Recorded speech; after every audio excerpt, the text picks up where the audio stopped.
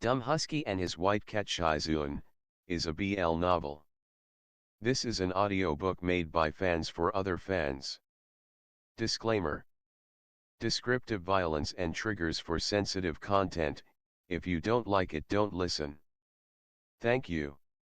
Remember, subscribe and click the bell to stay updated on all the new releases. Enjoy. Chapter 38. This venerable 120,000 leagues under the sea. Chu Wanning was neither servile nor overbearing in front of an immortal. He said calmly, "Exalted goddess, do you recognize me?" "Why not?" Gochen Shanggong smiled gently. "Many years ago, you came to the Golden Pool to ask for a sword. That spiritual power was so pure that I almost couldn't help but come out to see you. How was it? Was it easy to use weapons?" "Exalted goddess, which one were you talking about?" "Ah." Gochen Shanggong was stunned for a moment. He then smiled. "Look at my memory, I forgot that I gave you two." Chu Wanning said, "It's fine. Tianwen is very good." "Tianwen? That willow vine." "Oh. I see." Gochen Shanggong smiled. "You named it Tianwen? Where's the other one? What's it called?" Chu Wanning said, 9 songs. "How about 9 songs? The cold energy is so strong that it won't be used much." Gochen Shanggong sighed. "It's a pity."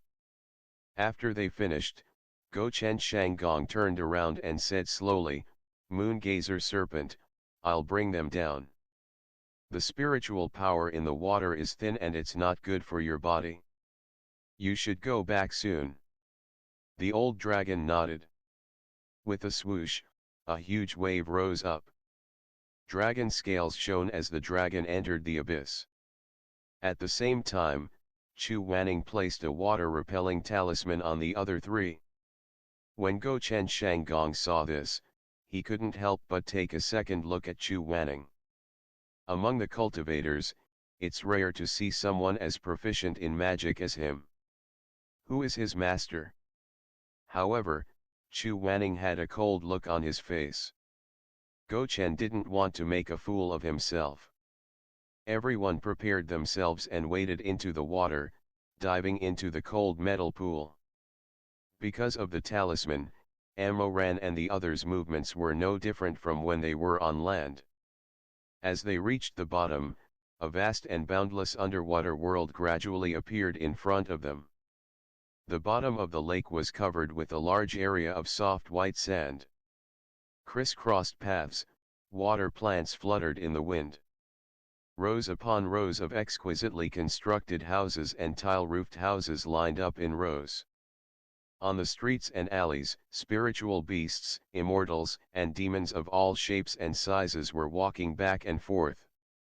Some of the monsters and spirits that couldn't possibly coexist peacefully in the mortal world were actually living peacefully here. Gochen Shanggong said, "The metal pool is rich in spiritual energy, it's a heavenly abode. Living creatures have settled down here and often don't migrate for generations. Therefore, there are many things that are different from the mortal world. If you're interested, you can take a look around." While they were talking, they saw a rabbit spirit with snow-white skin and red eyes riding on a white-fronted tiger swaggering through the streets. The rabbit spirit was wearing a white robe. It looked elegant and luxurious, with a proud expression. It kept scolding the tiger to walk faster. When they looked at the tiger again, it lowered its eyebrows and lowered its eyes. It didn't have the slightest bit of authority. The crowd couldn't help but feel a little speechless. Gochen Shanggong took them to the main road. The shops on both sides were crowded and bustling, filled with evil spirits and spirits. After walking for a while, they arrived at the downtown area. The scene was even more bizarre. The metal pool rarely interacts with the outside world. Most of the items that it needs are exchanged here. Xuemeng said, it's rumored that the metal pool was formed from your blood. If that's the case, then they all rely on your spiritual energy to support them. Then you must be the owner of this place, right? Not the owner. Gochen Shanggong smiled faintly. Too much time has passed. It has been many years since I left the God realm, and my spiritual power is no longer what it used to be. Now that I think about it, it's just a dream. How much does it have to do with me now? At this moment, the one in front of you is just a small swordsman. As he spoke, he led the group around the downtown area. The creatures at the bottom of the pool had stayed with Gochen Shanggong day and night. They had gradually forgotten his identity as an incipient God realm expert. When they saw him, they didn't have any special reaction. Fish blood steamed bun. The fish blood steamed bun that just came out of the cage. The snake mold of the Shuoran snake is the best material for clothing. It's only 3 feet left. You have to wait for me to mold the skin next time. I'm selling the cuttlefish dye Zi. I just spat out the ink this morning. It's great to use the dye Zi to paint it. Ah, girl, don't go. The shouts in the market were incessant, and the strange scenes were too dazzling to take in. The Headless Ghost was sitting in front of the stall, selling combs and powders. His long fingernails, which were dotted with bright red cardamom, was holding a horn comb. He put his bloody head on his knees, combing his hair while speaking softly, it's a top-quality bone comb. Customer, please bring one. Xuemeng's eyes widened as he looked left and right. He saw a pharmacy on the side, and the people inside were all dragonmen. They were all selling rare herbs that he had never seen before. Thinking of his mother's love of precious herbs, he was about to take a closer look when he suddenly heard a sharp, ear-piercing voice behind him yelling, "Make way, make way, make way. Let me go first." Xuemeng shrunk his legs and turned his head to look, but he could not see anyone.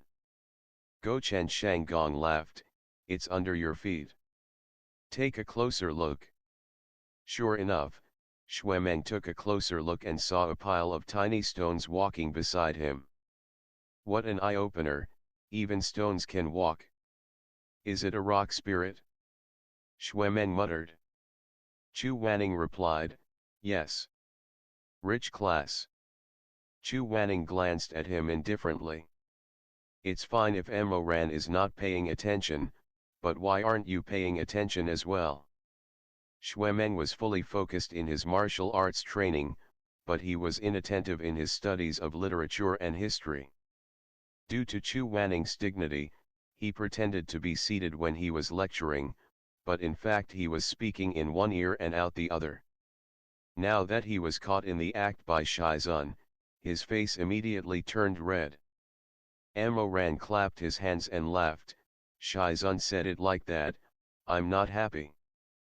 I really listened to this part seriously. Xuemeng was not convinced. Oh? Then why don't you tell me? Yes, it's a kind of insect. Its nature is very greedy. As long as it sees a beautiful stone, it will want to carry it on its back. In the end, it is often crushed to death by the stone it picks up. Emoran looked at Chu Wanning with a smile. Shizun, do you think I'm right? Chu Wanning nodded his head and said, that kind of insect is extinct in the human world, I didn't expect there to be one left here. Gochen Shanggong heard this and laughed, ah, it's only because of a small pharmacy that it was able to survive. Look, it's over there. The insect slowly and strenuously moved to the front of the pharmacy and suddenly shouted, I can't take it anymore. Hurry up and get a doctor to save my life. A green flood dragon quickly swam out. It was obvious that it had dealt with this situation countless times. It took out a white porcelain bottle and poured some golden red liquid onto the insect's body. As it poured, it laughed leisurely. Yugong seems to have gained quite a lot today. The green flood dragon, who was called Yugong, snorted. Its voice was lazy and it was obviously extremely comfortable under the nourishment of the liquid. Humph, not bad, not bad. Tomorrow, I'll bring back another 100 stones, and I'll have 485,677 stones in my house. Shimei muttered, "You've already stocked up so many." The green flood dragon sprinkled the liquid on Yugong's body and said, "You must remember to come here early tomorrow. If you're a little late, I'm afraid it won't work even if I pour you the strength-enhancing dew on you." "Got it, got it. Come early, come early." Yugong replied perfunctorily. Suddenly, he saw a beautiful pale yellow stone in the corner of the wall. He shouted at the top of his voice, "Little Loach, oh no, it's Dr. Chiao. That stone over there looks pretty good, please pick it up and put it on my back. That way, I'll have 485,608 stones tomorrow." Xuemeng couldn't help but walk over and ask, "What do you need so many stones for? To build a house?" Yugong's high-spirited voice came from under the stone. He said in a shrill voice, "What? Mortals? Ayo, I haven't seen mortals for so many years. You're asking me what I need stones for? Of course I'm not building a house. How can I be so boring?" Shimei couldn't help but ask curiously, "Then what do you need them for?" Yugong replied righteously, "Count." Everyone was speechless. After a leisurely stroll, Gochen Shanggong led them back to his own residence. In the corner of the street, a huge shell stood upright, like a wall in the mortal world. After entering the courtyard, they saw that the courtyard was divided into 6 courtyards, spacious and imposing. In the rooms, halls, corridors, and gardens, bead curtains made of seaweed and pearls sway gently along with the waves of the water. Some of the rooms were dark, while others were lit up. There was a dim light from candlelight inside, and the sound of harps and flutes could be faintly heard from inside. Just like the medicine shop, the servants in Yugong's mansion were also from the dragonman race. Some of the dragonmen had kept their tails, while some had turned their tails into legs for the convenience of walking. However, they weren't used to wearing shoes, so they walked around barefooted. Gochen Shanggong saw that the 4 of them had a strange look on their faces. He smiled and said, "Everyone, please don't be surprised. I am on good terms with the Moongazer Serpent, so we live together. He used to be the crown prince of the Eastern Sea. These servants came with him after he settled down here." The Moongazer Serpent was the old black flood dragon. Amoran had gotten the Jinmyo from the black flood dragon in his previous life, so he was more or less the closest to it. Hearing Gochen Shanggong's words, he couldn't help but smile. Then where is he? A colossal creature like him should have transformed after returning to the bottom of the water, right? Otherwise, he wouldn't be able to stay here.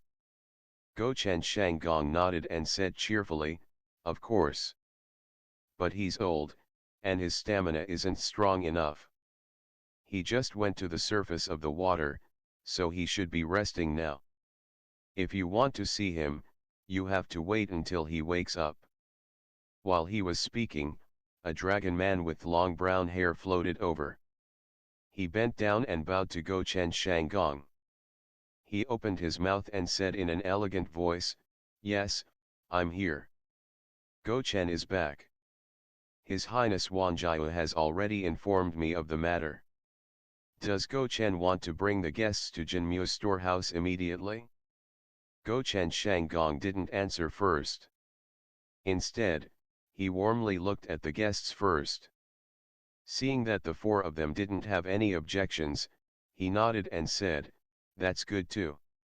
Also, I'll have to trouble you to order the kitchen to prepare some small dishes and wine. We'll have a banquet after we return from Jinmu's storehouse." The group passed through the deep courtyard and came to the final entrance. They saw a huge willow tree in the middle of the courtyard. Perhaps it was different from the mortal world, but the trunk of this willow tree was as thick as 10 grown men. The bark was old and strong, and the willow branches hung down in thousands of strands, making it look like a jade-green curtain. Xuemeng's voice was dry. "Wow, how long has this tree been growing for?" Gochen Shanggong said, "I haven't calculated it, but it should be more than 100,000 years. Xuemeng said in surprise, "What kind of tree can actually live for so long? Trees are naturally older than humans. Moreover, it is nourished by the spiritual energy of the golden pool, so there's nothing strange about it. Everyone, please follow me closely. The entrance to Jinmu's storehouse is inside this willow tree hole," Gochen Shanggong said. Suddenly, he stopped and looked at Xuemeng. "Try not to touch those branches. This tree has already become a spirit, it will hurt." But his words were a little too late. Xuemeng had already plucked a leaf. "Ah!" He let out a loud cry. At the same time, there was a moan in the air. It was as if a hoarse voice was sighing softly. "Ouch!" Xuemeng looked like he was struck by lightning.